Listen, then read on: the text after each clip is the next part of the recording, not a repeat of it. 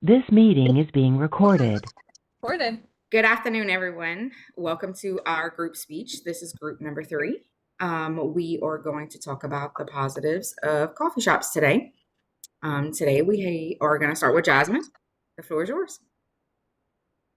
Hi, my name is Jasmine. I am going to start by talking about sort of a definition of a coffee shop. Um, the definition of a coffee shop, it can vary from a kind of restaurant that sells coffee, tea, cakes, sometimes sandwiches and light meals, to even a brick and mortar establishment that serves just coffee, sometimes to an online shop that sells coffee beans, products that people might find. Some people might find coffee shops spacious, others might find them really stuffy or off-putting. Different areas and different regions, coffee shops are known to be different as well in terms of how people would describe them. Some people might find them a great place to study. Others might find them a good place to meet for business. It can be done different ways, as you might learn in our presentation. They can be steamed, they can be cold, they can be frozen, they can be fancy. You can make low-key coffees, they can have flavored beans, they can have espresso. There's different caffeine contents. Um, I think the reason that I decided to do more along the lines of like a definition of a coffee shop and why you should pay attention to the rest of the presentations in the group is because depending on what perspective you have, whether or not you even like coffee or you've had good experiences or bad experiences or neither, your definition, your perspective of a coffee shop means what you get from the word coffee shop. And it's going to be different for every person. It's going to be personal. It's going to tell a story. And in truth, the definition of a coffee shop where people go to consume what comes from the consumers, like you and me. And on that note, I'd like to introduce Madonna with her topic.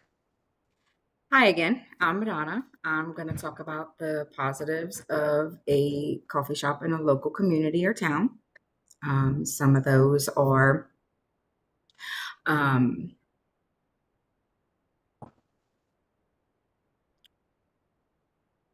the microeconomy. It can help grow your local economy.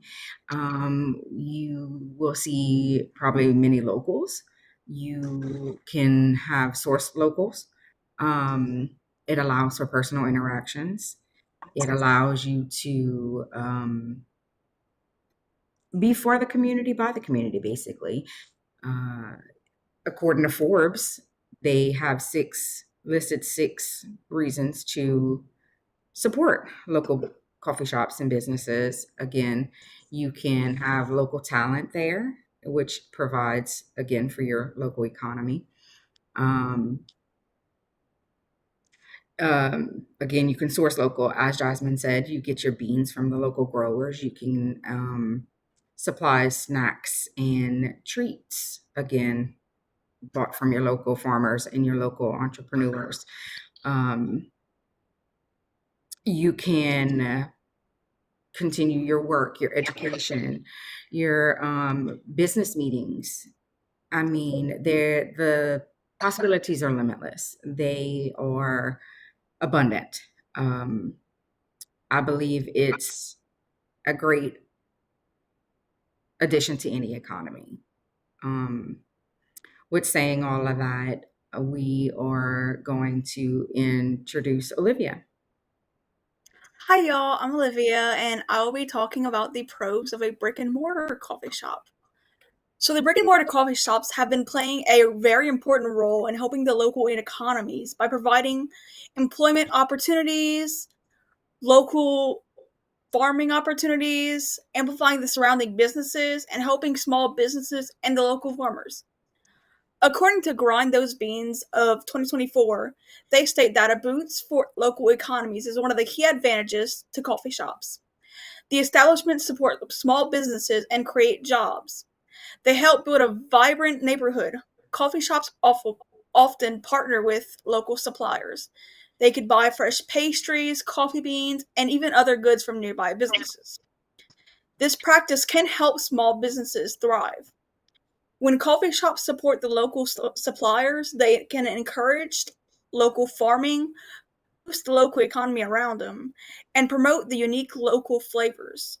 Not only does this give a chance for the local businesses to thrive, but it also gives a chance for local farmers to get help from it.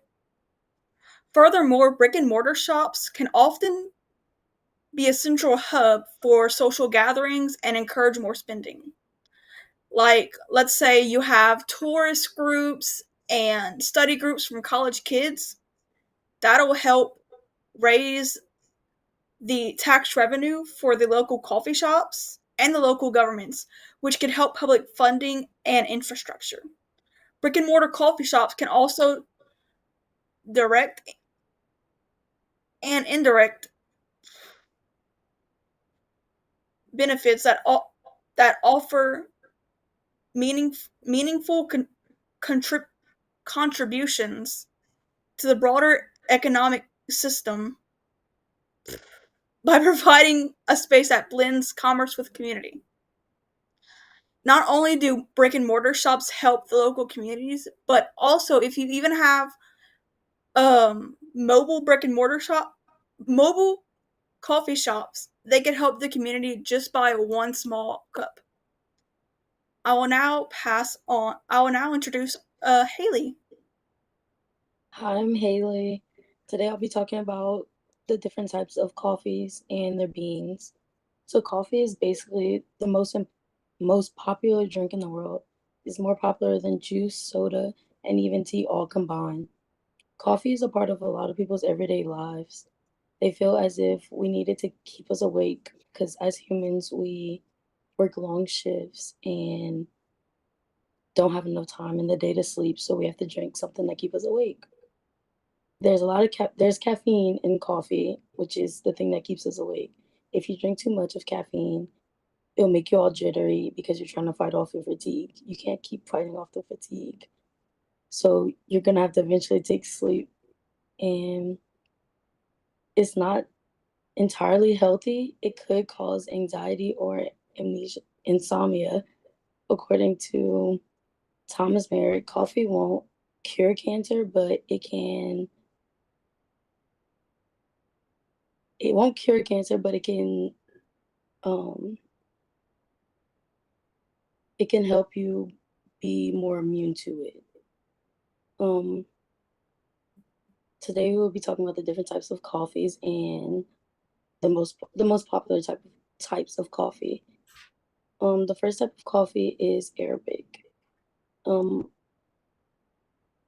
Arabic beans are prized for their balanced flavor profiles while often exhibiting notes of chocolate, caramel, and fruit.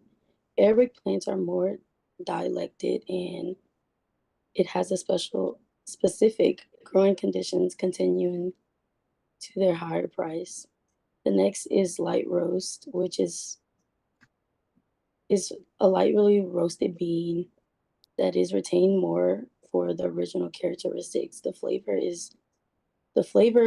is bright and acidic with a crispy type of finish. These roasts are often prepared for single original coffees to where it can showcase the unique flavors. The next coffee type of coffee we'll be talking about is espressos. Espressos are my personal favorite. I don't like drinking other type of coffees, but I'll definitely be able to down an espresso. Espressos are made for forcing water through a finely grind coffee bean under high pressure. These are personally, oh, this results in a shot of creamy texture and extensive flavor. Espressos are a foundation of sorry, lattes and cappuccinos, lattes and cappuccinos. Sorry, and another are French press, are also known as a plugger plot. The French press involves steeping coarsely grounded coffee in a hot water for several minutes. A freshly lit filter is then pressed down to separate the grounds from the coffee. These are a lot of methods that people like to experiment with, and these are a few of the coffees that you could get. And this is the end of our presentation. Thanks for joining. Have a great day.